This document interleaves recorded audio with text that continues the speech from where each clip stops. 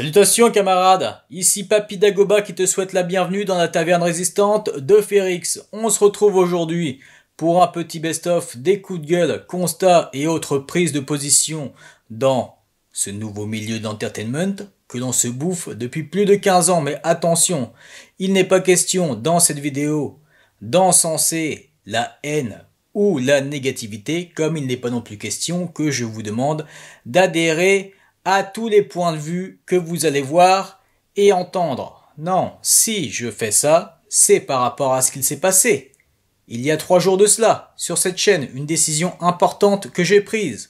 En voici quelques extraits. Il faut savoir que les premières armes de la résistance étaient les mots, grâce aux journaux clandestins qui visaient à éclairer et à provoquer les consciences, en luttant contre l'apathie de la population bien plus nombreuse que cette poignée de résistants. Comme disait Henri Freinet, c'est peut-être contre cette mentalité qu'il faut d'abord lutter. C'est pour ça qu'il ne faut pas s'étonner que certains pointent du doigt le grand public, qui encourage et donne de sa poche. Après, il fait ce qu'il veut. Voilà, s'il veut se divertir. Mais voilà, il donne de sa poche à ce circuit d'entertainment qui est, très franchement, une spirale infernale qui dure depuis plus de 15 ans et qui, en plus, se colle très bien à une époque où la culture du vide et sa communauté y sont très présentes, où l'autotune et la pseudo-musique cartonnent au détriment de vrais artistes, où le fléau TikTok fait de plus en plus d'adeptes encourageant la faste consommation. Voilà, encore une fois, le problème de ce nouvel entertainment qui continue sans cesse. Ces montages surcutés, idem pour la faible écriture, qui passe très rapidement d'un point A à un point B, sans parler de l'absence de nuances dans les psychologies de personnages, les running gags obligatoires et tous ces autres cahiers des charges qui ne font qu'une chose, encore une fois je me répète, façonner le grand public, l'habituer dans cette consommation de basse qualité. Franchement, moi ça me fait de la peine, même s'il y a des choses, et des combats pareils aussi, où il y a des révoltes, des résistances bien plus graves dans le monde, je suis bien d'accord, mais ça c'est une passion que j'ai, justement le cinéma et la pop culture, et malgré cela, voilà, quand je vois qu'il y en a certains qui sont parfois même désespérés, ou comment on se fait défoncer, je pense à Joker et Andor, encore une fois, faut voir les commentaires, mais si c'est juste aberrant de voir ça, surtout qu'en fait, quand il y a un gros taf dessus, à tous les niveaux, sur tous les corps de métier, c'est juste pas possible de cracher sur des propositions comme ça. Non, c'est pas possible. Là, vraiment, on vit dans un monde, au bout d'un moment, faut arrêter. Je pense pas être pessimiste, je suis réaliste, c'est comme ça, je vais pas revenir dessus, c'est comme ça pour beaucoup de médiums. Nous, on fait quoi? On dit amen et on attend de se faire enculer? Il y a une vraie lutte, en tout cas, c'est ce que je fais depuis longtemps sur cette chaîne. C'est pour ça que je vous annonce que Dagoba Taverne va disparaître. Je parle bien du nom. Voilà, maintenant que vous êtes à jour concernant la position de cette chaîne, on peut se lancer dans ce petit instant nostalgie. C'est parti. Ça fait penser aussi à quelques Pékins, on s'en souvient. Ah, avec Andorre, on s'endort, oh, c'est nul, oh, y a rien, y a pas d'action. Putain, un minimum d'arguments, que ce soit quand tu apprécies ou non quelque chose. Tout ça pour dire, pour en revenir à Todd Phillips, ça fait du bien, là aussi, savourons. Nous n'en avons pas assez des propositions comme ça dans l'entertainment, bordel de merde. Je pense à Star Wars, beaucoup se plaignent de Star Wars, oui, mais il y en a très peu qui ont maté Andorre. Matez Andorre, bordel de merde, au lieu de vous plaindre de Star Wars. Matez Andorre, là tu as tout, à tous les niveaux. Ce n'est pas pour rien, justement, qu'il y a d'excellentes critiques et qu'il y a même des personnes qui n'apprécient pas Star Wars, qui ont apprécié, qui ont adhéré. Là on a tout. Direction d'acteur. L'acting en lui-même, de tout le cast, même des petites silhouettes, donc silhouette je le rappelle c'est entre acteur et figurant, on a psychologie de personnage, on a dramaturgie, dialogue, bien entendu le scénario, la direction artistique, que ce soit pour le gros taf sur les costumes, les décors, la composition musicale, et j'en passe, bref, ça fait du bien, et bien sûr j'envoie un petit fuck aux petits enculés qui disent encore aujourd'hui « Oh avec Andorre on s'endort, putain de merde !» Là, ça nous a rappelé que oui, bien entendu, la qualité Star Wars, on la trouve surtout dans les romans depuis des décennies.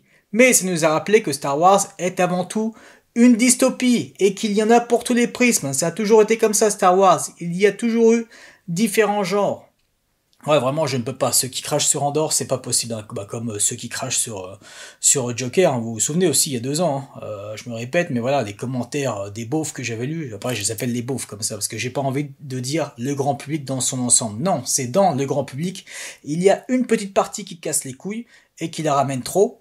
Toujours, encore une fois, sans aucun argument, juste avec leur petite haine, qui crachent sur des propositions qui tentent justement de sortir des sentiers battus. ou qui mettent des petits smileys dès qu'il y a des publications qui parlent de Joker ou de The Batman ou de Andor sur les réseaux sociaux. On les connaît. Comment on a pu te faire changer d'avis, toi, du coup? Juste comme ça, ok. C'est le genre d'écriture de psychologie, mais allez vous faire enculer, s'il vous plaît. Et vous étiez trois scénaristes là-dessus, vous vous foutez pas un peu de la gueule du monde? Pendant qu'il y a d'excellents scénaristes qui crèvent la faim. Si tu vantes les nombreuses qualités de Andor tout en pointant du doigt, avec des arguments, les défauts évidents des autres productions de Kennedy, tu passes aux yeux d'une partie du grand public pour un pseudo-cinéphile arrogant prétentieux qui ne sait pas vivre avec son temps parce qu'il n'a rien compris à l'entertainment. Et à côté de ça, si tu as le malheur de défendre le lore utilisé dans The Acolyte parce que tu te tapes les romans de la continuité officielle, certains te tombent dessus en te traitant de pro-woke, de pro-Disney ou de traître, alors que ce n'est absolument pas le cas. Ce film, il va rester dans les annales, parce qu'il nous sodomise. C'est juste pas possible de sortir un produit pareil en 2023. Ça fait 10-15 ans qu'ils sont habitués, ce nouveau public, je parle, ce nouveau grand public, à cet entertainment caca. Ils sont habitués à ces mêmes cahiers des charges, donc forcément, ils ne sont pas exigeants, ils s'en battent les couilles d'analyser une valeur de plan ou quoi qu'est-ce. Je peux comprendre ça. Tu vas voir un divertissement, c'est pour du popcorn. Mais comme le disait Spielberg, ouais, du popcorn avec du beurre dessus. Il avait dit ça dans les années 80 quand on critiquait ses films.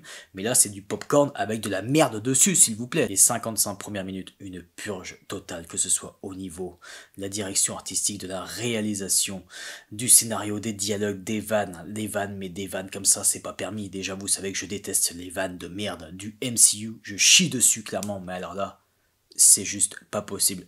Au niveau malaise, tout ce film dépasse Batman et Robin, et pourtant il faut le faire. Maintenant, Batman et Robin, avec le recul, certains arrivent, moi y compris, à le mater en se fendant la gueule pour le prendre pour ce que c'est, un espèce de nanar, une espèce d'hommage délirant au Batman 66, donc cette fameuse série. Mais là, c'est encore plus malaisant parce que nous sommes en 2023. Si vous êtes chaud de revoir le Batman de Ben Affleck, mais le mec dedans, c'est Action Man, mais vraiment, c'est Action Man avec sa bécane, ce qu'il fait, c'est juste pas possible. C'est un mélange entre Action Man, ce qu'il fait, et Batman et Robin. C'est juste insensé. Il se passe quoi, les mecs? Sérieusement, qu'est-ce qu'ils ont fumé? J'aimerais parler de quelque chose qui me casse un petit peu les burnes, qui concerne une poignée de cinéphiles. Pour une fois que ce n'est pas le grand public qui me gave, je parle bien sûr des haters de Nolan. Sachant que moi-même, je ne suis pas non plus un gros fanboy, je reconnais volontiers les défauts du gars, que ce soit en tant que réalisateur et surtout scénariste, malgré quelques-uns de ses concepts qui sont assez dingues. Donc voilà, je vais vraiment parler de ces haters. Je ne comprends pas en fait cette espèce d'animosité, cette espèce de, comment dire ça, d'avalanche, vraiment de négativité sur ce mec, sachant que nous sommes quand même dans une ère où les blockbusters depuis plus d'une quinzaine d'années se ressemblent, appliquent souvent les mêmes cahiers des charges. Vous savez que c'est quelque chose qui me gave, ce gros problème de ce nouvel entertainment. Mais alors pourquoi critiquer un mec comme lui qui se casse le cul, qui est peut-être ouais, un petit peu prétentieux, mais qui ose des choses, qui fait partie de ces, je dirais, rares réalisateurs maintenant à vraiment défendre le cinéma sur pellicule, qui tente de faire le moins de CGI possible, parce que ça ne date pas d'Oppenheimer. Si vous connaissez bien sûr le réalisateur, vous savez. J'essaie de comprendre, mais j'arrive pas en fait. Je trouve pas vraiment la réponse. C'est quoi? C'est un ensemble de choses. C'est juste le fait que, je sais pas moi, ces personnes-là sont fans de réalisateurs qui sont beaucoup moins encensés, mais ça au cas où c'est normal, puisque le gars est apprécié d'une partie des cinéphiles, mais en même temps d'une partie du grand public, puisqu'il tourne dans des blockbusters. Parce que si c'est ça les gars, vraiment, faut se poser des questions. Moi par exemple, je suis fan de Nicolas Winding Refn.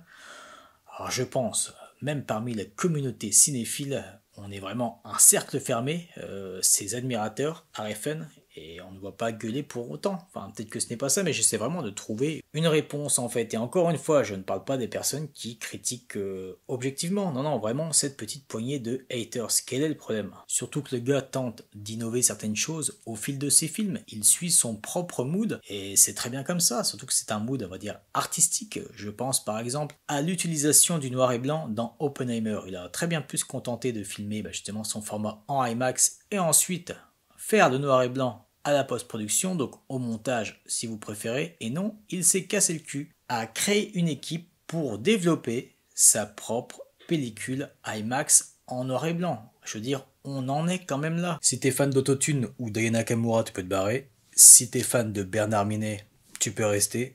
Si t'es pas fan du Joker de Todd Phillips, ça dépend dans quelle catégorie tu te situes en fait.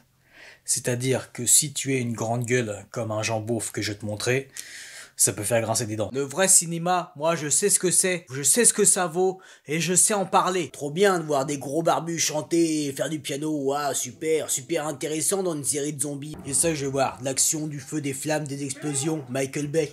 On s'en fout des peuples, c'est pas ça Star Wars. Star Wars c'est ça, c'est la force, les sabres laser. C'est des explosions, c'est des robots, c'est des aliens. Et c'est ça Star Wars, c'est tout. Là, c'est pas des dialogues interminables. Et si tu fais partie de ces petits gus qui ont démonté le film en seulement une seule phrase, comme les commentaires que j'avais lus il y a 2 ans, c'est assez tendu pour ton cul, tu vois. Un film chiant à mourir, comme le nouveau Barman, lent, long parfait, si on veut dormir.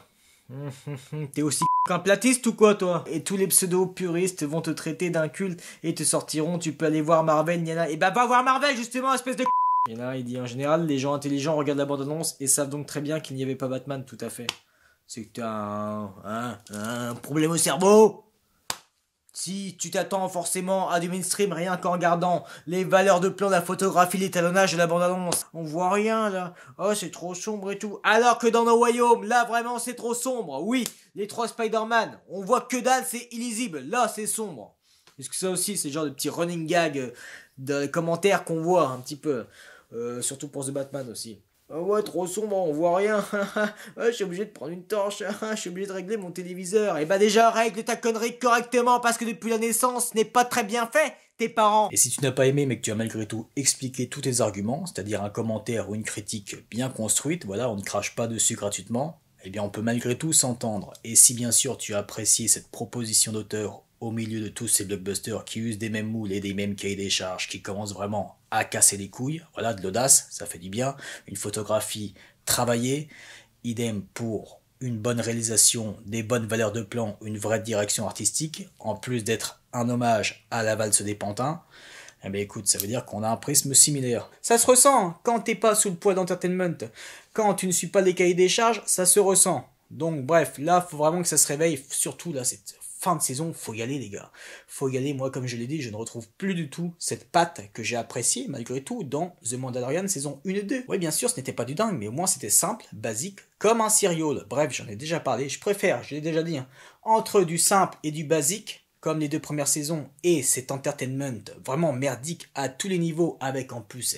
pas seulement Rhea, bien sûr tu vois que c'est rushé, mais aussi niveau écriture de Jon Favreau, c'est de pire en pire, là c'est du mauvais entertainment, plus qu'est-ce qu'il y a, le gars se perd un peu partout, ah et voilà, ah finalement je change d'avis, ah finalement je fais ça, ah non, au cas où j'en avais aussi parlé dans cette vidéo, n'hésitez pas à voir. En plus de ça, Ludwig Göransson qui est absent, l'identité musicale de The Mandalorian, ça faisait 50% du taf sur les 2 premières saisons, et là personne ne se rend compte que c'était plus lui, que c'est Joseph Shirley qui, de temps à autre, utilise juste ses compos, alors quand il les réutilise, soit bah... il est fait à sa sauce, donc bah les notes c'est pas trop ça, c'est pas pareil, même si je peux comprendre les variantes, hein. Ludwig Göransson en a fait des variantes. Ou alors c'est sa composition à lui, Joseph Shirley, mais à part ses compos sur Coruscant, qu'est-ce qu'il nous a livré? Bref, là, à tous les niveaux, on est très loin de cette série Good Vibes des 2 premières saisons de The Mandalorian. Les romans, les comics, les jeux vidéo, les films, les séries, tout fait partie d'un même univers. Et c'est ça, justement, la différence par rapport à Marvel ou DC, ou bien sûr, les films Marvel ou DC, eh bien, sont des adaptations de comics. Là, non, dans Star Wars, tout se passe dans le même univers. Tout est très cohérent. Ça se répond à chaque fois, 10 000 détails. Alors, bien sûr, le cœur des fans, ce que j'appelle, ce sont les lecteurs.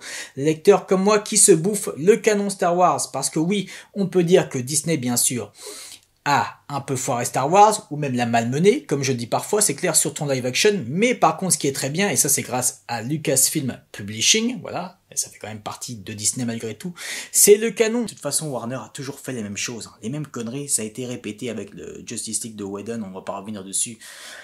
Quand je pense à Batman Returns, où certains parents se sont plaints, ouah c'est trop sombre, etc. Du coup, qu'est-ce qu'ils ont fait? Burton qui voulait tout de même faire un 3e film, ah bah non.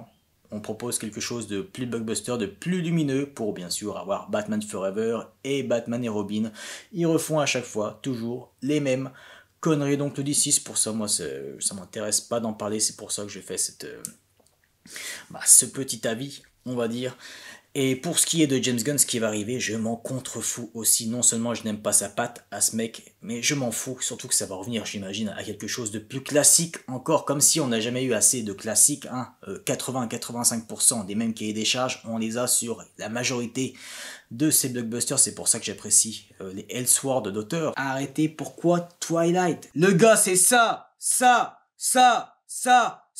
et ça. Donc arrêtez un peu d'être au bout d'un moment. Sinon, si vous cassez comme ça, et ben continuez à regarder des Marvel Studios, des Fast and Furious, des Calmerades, et venez pas casser toujours les mêmes personnes de ce grand public qui font depuis la nuit des temps. Déjà avec Keaton, où ça avait gueulé, alors que le gars, il n'avait pas fait que Beetlejuice et Mr. Mom, entre autres. Il avait fait un excellent film. Forcément, celui-là était connu que des cinéphiles. Clean and Sober, que je vous conseille si vous pouvez vous choper. Ensuite, qu'est-ce qu'il y a eu? Il y a eu Heath Ledger. Ah, bah, il a fait le gars dans Brokeback Mountain, alors que le gars n'avait pas fait que Brokeback Mountain. Et en plus, même s'il n'avait fait que Brokeback Mountain, vu sa performance, qui d'ailleurs pour moi reste à jamais ma préférée, bien au-dessus de celle de Joker, mais ça c'est mon avis. Pour eux, il faut toujours humour, action, une réalisation de popcorn, et voilà, et c'est tout. Et donc voilà, à chaque fois, toujours, vous remarquerez, en tout cas sur les 3/4 des publications qui parlent de The Batman, t'as toujours une petite minorité de Pékin qui mettent un smiley parce qu'ils n'ont aucun argument. Et vous me cassez. J'ai l'impression qu'en fait, cette partie du grand public que je vais appeler beauf, je vais les appeler les beaufs. Voilà, tout simplement. J'ai l'impression qu'ils sont partout, ils mettent leur grain de sel partout, même quand ils ne connaissent pas. Est-ce que moi je vais chier sur la page officielle de Joule ou autre, dire que c'est de la... Est-ce que je vais, s'il y en a une, la page de Camping Paradis ou Camping avec Franck Dubosc, enfin voilà, quand ça parle de ces films-là, nous, en général, on se tait, on met pas notre grain de sel, donc faites pareil, ça c'est vraiment un problème je trouve. Pareil donc dans les salles de cinéma, depuis ces 20 dernières années, j'ai l'impression que c'est de pire en pire. Là c'est plus un lieu de culture où donc tu regardes un film, j'ai l'impression que c'est un lieu de vie, entre les trous de balles qui cassent les avec leur de popcorn pendant des plombes.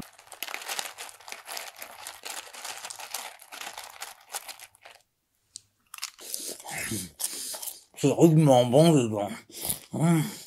J'adore popcorn aussi, moi. Entre celles et ceux qui allument leur portable, mais le portable tu comprends pas, espèce de tardos, qu'en fait ça gêne derrière, ça t'éclaire. C'est quoi le problème? Je suis ce portable et alors? Qu'est-ce que j'ai pris de ma place, moi, d'accord? T'es sérieux, toi? Tu fumes, je te jure, qu'est-ce qui... Fais gaffe. À chaque fois que je vais au cinéma, je baisse la luminosité de mon portable, ce qui s'appelle du respect. Pas chercher à comprendre, toujours le même code de conduite, vous occupez pas, c'est toujours pareil, même code de conduite, au cinéma on peut jamais être tranquille. Ou alors à discuter, ou à mettre des coups de pied, enfin bref, j'ai l'impression que eux, je ne sais pas si ce sont les mêmes, les beaufs, mais moi je les appelle des beaufs dans tous les cas, ils sont cassés. Et en plus de ça, on ne peut rien dire. J'ai l'impression que ça, ce sont surtout des personnes qui ne lisent pas Star Wars, qui connaissent Star Wars juste à travers le prisme que j'appelle grand public, c'est-à-dire les films, et un peu les séries, et au pire, KOTOR. C'est ça, j'ai l'impression que 80% ce sont ces personnes-là, très clairement. Et du coup, nous, lecteurs, là je parle surtout des lecteurs, je parle pas des pro Disney, attention, il y a une nuance, il y a toujours 10 000 souches de fans, là je parle des lecteurs, on s'en prend plein la gueule parce que on défend justement le lore, mais ça va pas ça en fait, ça va pas du tout. Forcément, même si bien sûr une majorité aime se plaindre grand public, je parle encore une fois de la vidéo que j'avais faite où je lisais les commentaires des beaufs Joker, où justement j'expliquais le grand public que je disais oui, chacun sa place, même si la bien-pensance m'est tombée dessus, enfin je pense surtout une personne en particulier d'ailleurs, au cas où, si ça vous intéresse, vous pouvez retrouver les échanges, vous cliquez sur plus récent dans les commentaires de cette vidéo et vous verrez. Mais non, au bout d'un moment, je pense, chacun sa place, même si bien sûr, on n'est pas obligé, attention, de tout connaître de Star Wars. Non, c'est pas du tout ce que je dis. Mais je parle, encore une fois, quand on critique un lore qui est établi. Et quand La force de Star Wars, c'est justement le fait que ce soit cross-média, parce que sinon, encore une fois, mais s'il n'y aurait que les live-action, oui, là, forcément, je rejoindrais beaucoup d'autres, où je dirais que oui, Disney a buté Star Wars, bien entendu, il n'y aurait aucun intérêt à part Andorre, c'est tout. Mais là, ce n'est pas le cas, donc voilà, c'est important aussi de comprendre et de respecter le lore. Il y en a qui le comprennent, par exemple, il y en a même sur cette chaîne, il n'y a pas que le cœur des lecteurs, comme je l'appelle, le cœur des fans, non, il y en a aussi qui sont juste fans de Star Wars parce qu'ils matent les films et tout, et ils comprennent en fait, voilà, et ils respectent ça, c'est pour ça que moi aussi, j'aime, eh bien, de temps en temps, parler du lore, ou expliquer, parce que cette chaîne s'adresse aussi bien aux connaisseurs qu'aux néophytes, voilà, moi j'ai envie de mettre personne de côté, j'ai pas envie de traiter les gens avec mépris et de juste m'adresser aux lecteurs Star Wars. Mais j'avoue, quand parfois je vois quelques commentaires comme ça, si j'avais vraiment une vision manichéenne, je me dirais, bah allez, qu'ils aillent se faire enculer, et moi par contre, cette fois, je vais m'adresser aux vrais fans. Voilà. Je parlerai comme ça, même si bien sûr que ça ne se dit pas vrai fan, mais voilà ce que je pourrais penser si j'étais un enculé. Et peut-être, allez savoir, peut-être que ça viendra. Peut-être que si je vois que forcément ça va continuer, c'est normal, vu que Star Wars c'est tellement tellement un énorme pan de la pop culture que tout le monde y a accès, tout le monde connaît, et bien sûr y compris le grand public. Mais on verra, hein. Si je vois que ça continue comme ça d'ici 3, 4, 5 ans, ça se trouve, bah je ne vais pas m'améliorer, je vais dire au contraire, je vais devenir peut-être un connard et m'adresser qu'à ces personnes-là, c'est dommage, mais je veux dire, quand je vois vraiment encore les commentaires, et là je parle pas des commentaires négatifs, hein, je parle pas le fait qu'on n'apprécie pas, je parle pas de ça, il y a une nuance à faire entre eux. On peut très bien apprécier The Acolyte ou non, et être fan du lore et critiquer le lore de Star Wars ou non. Voilà, bon, je me suis un peu emmêlé des pinceaux, mais vous m'avez compris, voilà. Là, je ne critique pas ceux qui n'aiment pas, il n'y a aucun souci encore une fois, mais n'hésitez pas à donner vos avis en commentaire quand c'est bien construit, encore une fois. Moi, ça me fait plaisir, moi, je trouve ça enrichissant, même si oui, parfois, je peux bugger, et ça m'est déjà arrivé aussi récemment avec certains commentaires, parce que, bah, comment dire ça, je m'y retrouve pas en fait, j'ai pas le même prisme, mais c'est pas pour autant que je vais aller chier sur cette personne-là, parce que non, si c'est son avis, en plus, qui se casse le cul à argumenter comme moi je le fais, je veux dire, moi, c'est vrai que ça me casse aussi les couilles quand je vois juste un commentaire qui est juste une ou deux lignes pour dire c'est de la merde ou pour insulter, quand moi je me casse le cul à faire une vidéo réaction en entier, forcément je fais des coupes, mais je veux dire, où je parle pendant 15-20 minutes, j'analyse, forcément que ça me casse les couilles quand il y a des petits pékins qui mettent leur pseudo avis de merde sans argument. Non, non.